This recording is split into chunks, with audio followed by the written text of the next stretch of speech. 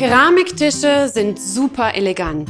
Die Tischplatten sind in mehreren Farbtönen erhältlich, wie zum Beispiel in diesem schönen Weiß mit Marmoreffekt. Einen ganz anderen Stil erhalten Sie beispielsweise mit einer Platte in Rostoptik oder in dunkleren Farbtönen. Keramik ist ein Material, welches sich aus Ton, Mineralien und Pigmenten zusammenstellt. Es ist also zu 100% natürlich. Die großen Platten werden in unseren Ateliers auf Maß zugeschnitten und den jeweiligen Tischmodellen angepasst. Es ist nicht nur optisch ein sehr schönes Material, sondern eben auch im Alltag sehr praktisch. Es ist kratzfest, Hitze, Frost und UV-beständig. Keramik ist außerdem sehr einfach zu reinigen.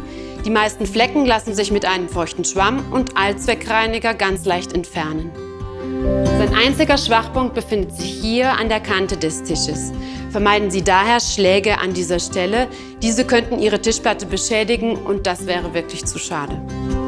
Dank unseres Auszugssystems ist die Verlängerung mit nur wenigen Handgriffen und innerhalb von Sekunden geöffnet.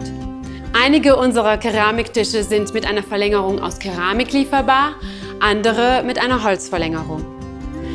Kurzum, eine Keramiktischplatte ist die perfekte Wahl für die Menschen, die nach einer praktischen, ästhetischen und natürlichen Lösung suchen.